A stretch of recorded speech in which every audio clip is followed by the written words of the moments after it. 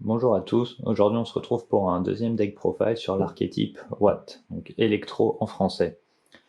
C'est un deck fun contrôle, pour ceux qui ne connaissent pas l'archétype, il tourne autour de monstres comme la girafe, ici qui peuvent attaquer directement l'adversaire et qui ont un effet lorsqu'ils infligent des dommages de combat à l'adversaire. Donc je vais commencer par la première carte du deck, mais qui n'est pas de l'archétype, Hippocampe de tonnerre. C'est le seul monstre qui n'est pas de l'archétype que je joue. Je le joue en 3 fois parce que c'est une carte de tuto et il permet vraiment d'accélérer le deck. Donc son effet, vous pouvez défausser cette carte, ajouter 2 monstres lumière de type tonnerre de niveau 4 de même nom avec max 1600 d'attaque, depuis votre deck à votre main. Vous ne pouvez utiliser l'effet de Hippocampe de tonnerre qu'une fois par tour. Vous ne pouvez pas invoquer spécialement durant le tour où vous activez cet effet. Donc 2 monstres lumière tonnerre, c'est tous les monstres Watt. Ils ont tous moins de 1600 d'attaque. Donc tant que je joue le monstre en 2 exemplaires dans le deck, c'est une cible valide pour l'Hippocampe de tonnerre. On peut même utiliser l'Hippocampe de tonnerre pour tuto les 2 autres Hippocampes de tonnerre. Comme l'effet c'est qu'une fois par tour, on pourra donc en utiliser un T2 et l'autre T3. Ensuite, premier monstre de l'archétype, l'électro-girafe, elle a 1200 d'attaque, c'est le monstre avec le plus d'attaque hors les synchros de l'extra deck. Cette carte peut attaquer directement votre adversaire. Si cette carte inflige des dommages de combat à votre adversaire par une attaque directe, jusqu'à la fin de ce tour, votre adversaire ne peut activer ni de carte ni d'effet. Donc une fois que celle-là, elle a fait des dégâts à l'adversaire, on est tranquille pour le reste de la battle et en main phase 2. C'est vraiment le monstre avec le plus d'attaque, c'est un des monstres principaux de l'archétype.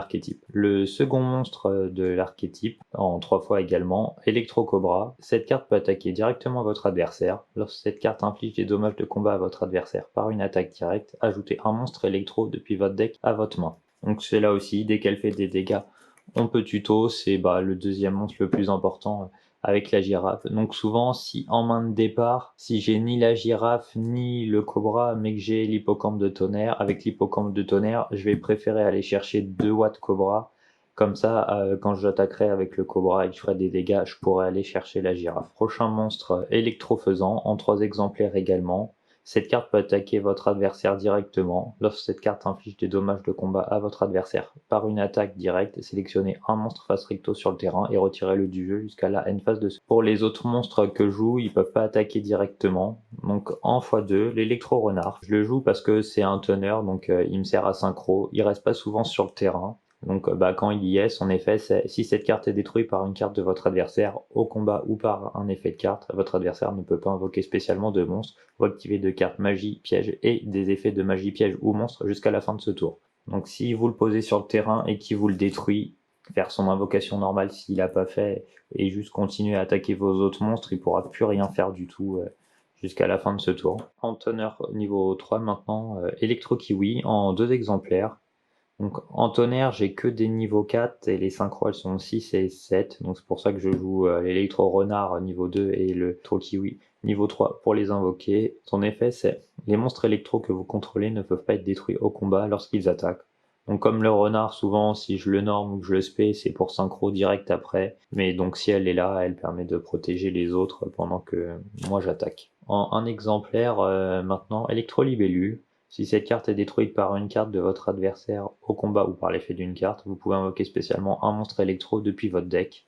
Et le deuxième monstre en exemplaire, électro-écureuil. Cette carte peut attaquer 2 fois durant chaque battle phase. Si cette carte combat, annule les effets du monstre qui combat cette carte, après le calcul des dommages, y compris dans le cimetière. Donc je joue qu'en x1 ces deux-là, parce que c'est ni des teneurs et ils peuvent pas attaquer directement. Occasionnellement, ils peuvent servir. La Dragonfly, si on l'a au T1, si elle est détruite direct, on pourra spé pour aller chercher le Cobra qui nous permettra d'aller chercher autre chose après. C'est pour ça que je les joue en x1. Et donc voilà pour les monstres. Maintenant l'extra deck pour terminer les monstres. La Synchro 6, Électrochimère. Un teneur électro et un 1+ monstre tonnerre. Cette carte peut attaquer directement votre adversaire. Lorsque cette carte inflige des dommages de combat à votre adversaire par une attaque directe, placez une carte au hasard depuis la main de votre adversaire au-dessus de son deck. Ça c'est vraiment un super effet car si l'adversaire il a fait son tour, il a fait ce qu'il pouvait, et qu'en main il n'y a plus qu'une ou 2 cartes, si vous empêche pas l'attaque de celle-là et que vous lui faites des dégâts, vous allez lui renvoyer une de ces cartes en main au-dessus du deck. Donc à moins qu'il ait un effet de monstre, un truc continu sur le terrain qui lui permette d'ajouter une carte à sa main où il remélangera son deck, il sera sûr en draw de repiocher la même et donc ça va lui faire une pioche morte et il pourra plus rien faire car à chaque tour vous allez l'attaquer avec la chimère. Et donc vous allez gagner juste en lui renvoyant une carte au pif à chaque fois dans le deck sans qu'il puisse plus rien jouer. Maintenant, la Synchro 7, Électro-Hydre. Cette carte peut attaquer directement votre adversaire. Lorsque cette carte inflige des dommages de combat à votre adversaire avec une attaque directe, choisissez une carte dans votre deck et retirez-la du jeu. Ajoutez cette carte à votre main durant votre deuxième stand-by phase après l'activation de son effet. C'est un effet qui permet de tuto n'importe quelle carte de notre deck dans 2 tours. Donc c'est aussi une très bonne carte. Donc voilà les 2 synchros de l'archétype, les 2 seuls monstres de l'archétype de l'extra deck. Donc en plus, pour rester ce qui est dans Lumière Tonnerre, mais que j'utilise pas souvent, Invocateur Intrépide Inconnu, 2 monstres tonnerre, donc j'ai que ça dans le deck, donc ça pose pas de soucis. Une fois par tour de l'adversaire, effet rapide, vous pouvez défausser une carte puis cibler un monstre tonnerre, monstre lien exclu, dans votre cimetière, invoquez-le spécialement dans une zone pointée par cette carte. Et en un exemplaire, celui-là c'est un lumière mais c'est un dragon et pas un tonnerre. Je l'ai mis parce qu'il avait tonnerre dans son nom et que j'aime bien jouer des cartes que l'on voit pas souvent. Donc numéro 91, dragon étincelle de tonnerre. Une fois par tour, vous pouvez activer un de ses effets.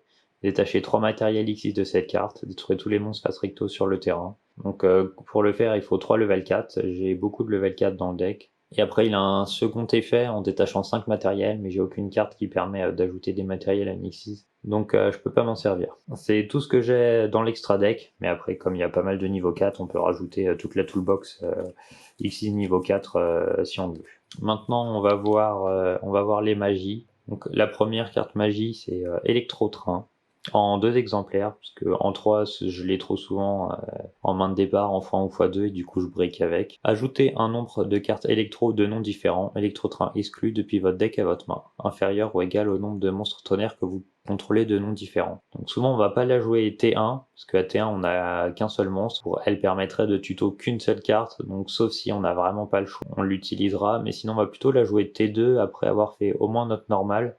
Comme ça, on a 2 monstres sur le terrain et elle permet de tuto 2 cartes Watt. Et elle a un second effet. Durant votre main phase, sauf le tour où cette carte a été envoyée au cimetière, vous pouvez bannir cette carte depuis votre cimetière, invoquer spécialement autant de monstres électro que possible de noms différents depuis votre main. Vous pouvez utiliser chaque effet de électro-train qu'une fois par tour. Donc ça signifie que si votre terrain il est vide et que vous avez 5 monstres Watt en main, bah vous pouvez invoquer spécialement les 5 depuis votre main. Il y a rarement un terrain vide, mais donc elle peut très souvent permettre d'invoquer spécialement de la main au moins 2 ou 3 monstres. Ensuite, toujours une carte électro, Électrosphérum en x2. Lorsqu'un monstre de type tonnerre que vous contrôlez inflige des dommages de combat à votre adversaire, gagnez des life points équivalents aux dommages infligés. Donc par exemple, j'attaque directement avec la girafe, il y a 1002, l'adversaire perd 1002, moi je gagne 1002. J'en joue 2, si j'ai les 2 sur le terrain, bah je gagne 2004. Ensuite, la magie de terrain Électro-Château. Tous les monstres qui attaquent un monstre électro perdent 1000 points d'attaque après le calcul des dommages. Donc c'est une perte d'attaque permanente. C'est-à-dire que si l'adversaire a des gros monstres, à chaque fois qu'il vous attaque, ces monstres ils vont perdre 1000 d'attaque et c'est permanent. Donc ça lui fera des petits monstres. Ça permet de temporiser si vous voulez continuer à attaquer directement ou si vous voulez plutôt attaquer ces monstres avec les vôtres.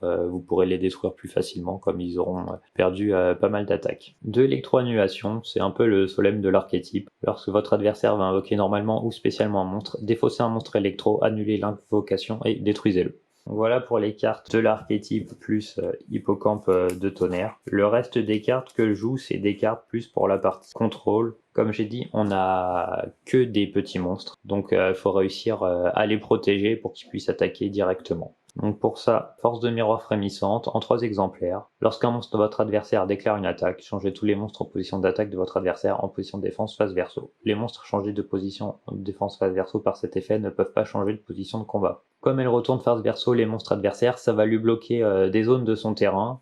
Ça lui fera des monstres presque inutilisables. Et donc, comme mes monstres peuvent attaquer directement, ça me gêne pas qu'il y ait des monstres en position de défense sur le terrain adverse. La seule faiblesse de cette carte, c'est les monstres liens. C'est pour ça que du coup, en plus des 3 forces de miroir frémissantes, je joue une force de miroir de la noyade. Donc, lorsqu'un monstre de l'adversaire déclare une attaque directe, mélangez tous les monstres en position d'attaque de votre adversaire dans le deck. J'ai pas souvent aucun monstre, donc il va pas spécialement souvent faire d'attaque directe.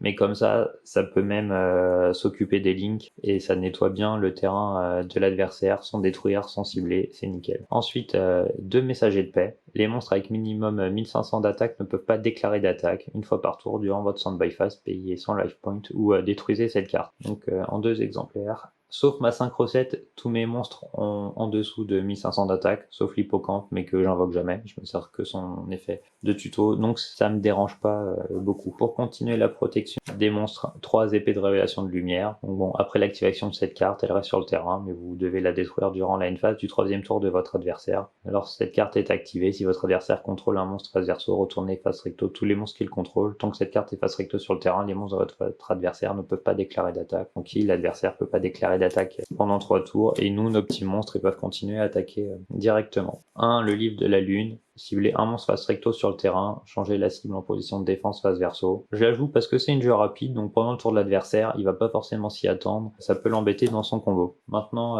les pièges. 2. Rivalité des seigneurs de guerre. Chaque joueur ne peut contrôler qu'un type de monstre, envoyez tous les monstres face recto qu'il contrôle au cimetière. Comme j'ai que des tonnerres, ça ne m'empêche aucune action, sauf la X6 dragon, mais c'est pas une très grande perte. Et en complément des 2 rivalités, 2 combats en présence de l'empereur, chaque joueur ne peut contrôler qu'un attribut de monstre, envoyez tous les autres monstres face recto qu'il contrôle au cimetière. Donc j'ai que des lumières, donc vraiment aucune contrainte pour moi à cette carte, et l'adversaire, ces 2 cartes, ça peut vraiment le bloquer dans son combo. Je joue le deck à 40 cartes dans le main, hein, comme la plupart, pour l'optimisation. Ça fait pas mal de protection vos petits monstres, donc vous devriez toujours en avoir une sur le terrain pour être tranquille. Ce qui est fort contre mon deck, c'est les magies pièges continues qui pourraient m'embêter, car dans ce deck, il n'y a pas de destruction de magie piège. Après, bon, on peut rentrer des tourbillons jumeaux, des typhons d'espace mystique, des Stormduster.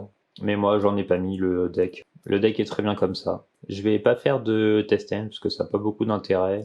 Et comme expliqué pendant la présentation des cartes, vous faites votre invocation normale d'un monstre qui peut attaquer directement, et avec toutes les magies pièges que j'ai présentées à la fin, vous embêtez l'adversaire et vous le protégez, et à chaque tour vous l'attaquez à 1002, à 1000 avec des petits monstres, et vous allez le gratter de cette manière, et ça va vous permettre de gagner le duel. C'est tout pour aujourd'hui, j'espère que la présentation de mon deck électro vous aura plu et que vous aimez la petite stratégie contrôle avec un deck un peu ancien, un peu fun. Vous pouvez retrouver dans la description un lien de la decklist, et on se retrouve très bientôt pour un nouveau deck profile. See you!